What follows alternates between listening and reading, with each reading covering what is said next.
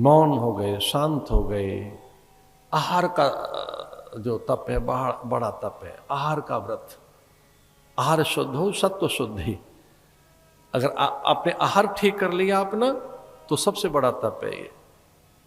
कुछ लोग हमसे कभी कभी कहते हैं हमारा भजन ठीक कैसे करें, तो हम उनसे कहते हैं भजन छोड़ दो, भोजन ठीक कर लो, भजन अपने आप हो जाएगा आपका। जो भजन करना चाहता हो भोजन ठीक कर ले अपना। आपका भोजन ठीक हो गया, आहार ठीक हो गया तो व्यवहार ठीक हो जाएगा, विचार ठीक हो जाएगा, निद्रा ठीक हो जाएगी। भैया आहार पे ध्यान दीजिए। आहार शुद्ध हो, सत्व शुद्धि। जिसका आहार पवित्र है उसकी सब चीज ठीक है।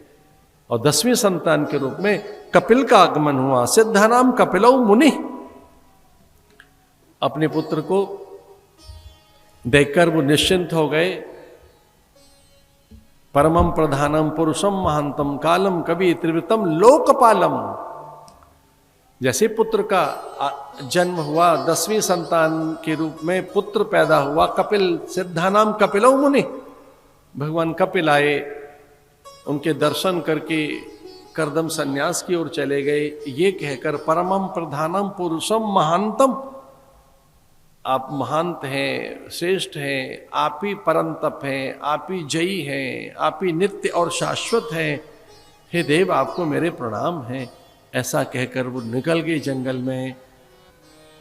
देवहूति ने भी ऐसा ही अनुभव किया कि सामान्य बालक नहीं है।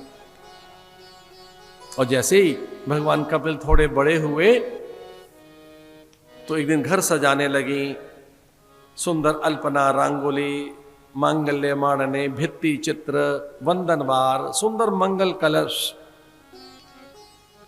घर फूलों से सजाया, एक फूलों का आसन बनाया, सुंदर सुंदर पत्तियों से आंगन सजाया, बड़ा सुंदर पुष्पों का आसन बनाकर दीप जलाकर बैठ गई मां। पूछा छोटे से बालक ने कि मां आज क्या है अपने घर में?